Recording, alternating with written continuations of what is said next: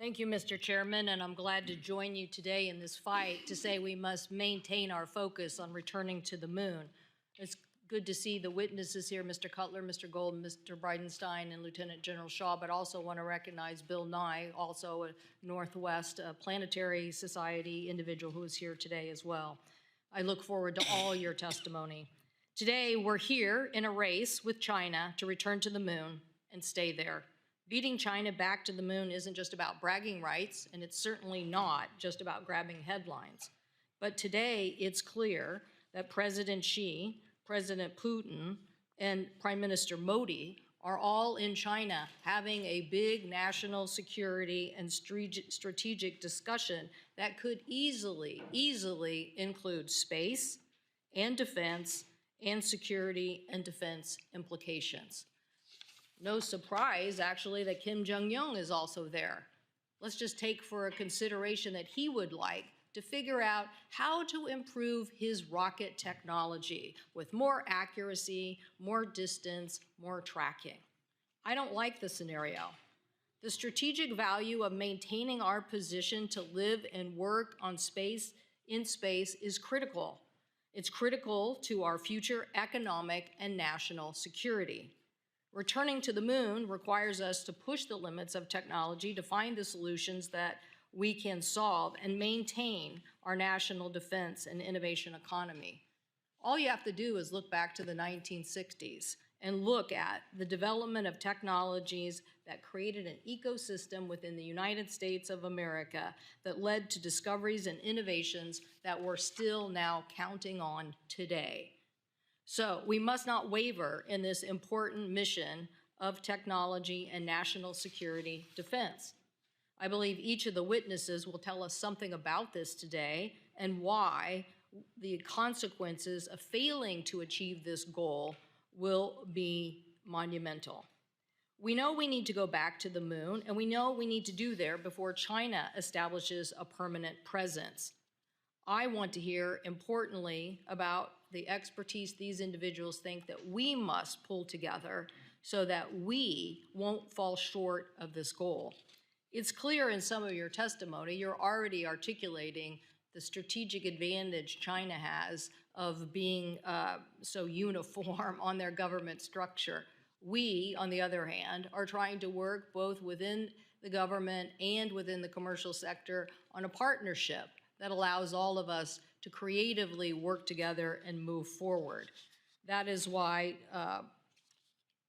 Lieutenant General Shaw, I found your statement in your testimony quite compelling. Quote, "I believe if we do not unify and synchronize our efforts, we will find ourselves, rather than the space leaders we are today, instead in a position of increasing disadvantage in space as we progress further into this century," end quote.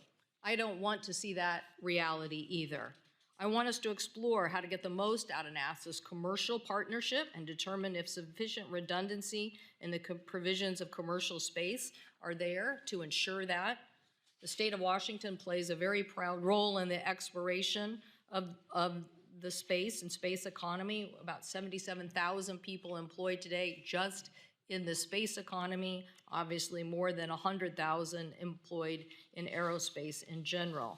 So these are important companies to us: Aerojet Rocketdyne, Boeing, Blue Origin, all working on rocket infrastructure, crew capsules, Gateway lunar landing orbit stations, and human landers. All of these are so important. And also just a shout out to the returning Colonel Ann McLean from Spokane, who just returned from serving as the commander on the IS mission from March through August of this year. So yes, we have a lot of people thinking about space in the Northwest. So I am concerned about the current plan and what we are doing to make sure that we continue to push forward. I would love to see the continued focus on dual landers, given how important they are going to be for the future. It's not just one time, it's many times. This is an operation where we're going to continue to return and be an operational system. So I want to make sure that we have the best. I want to make sure that NASA has backup plans that takes advantage and ensures that the already delayed mission does not slip any further. I don't know that it takes a genius to figure out that while China may be projecting 2030 or some time period, there's nothing to say that they won't go sooner.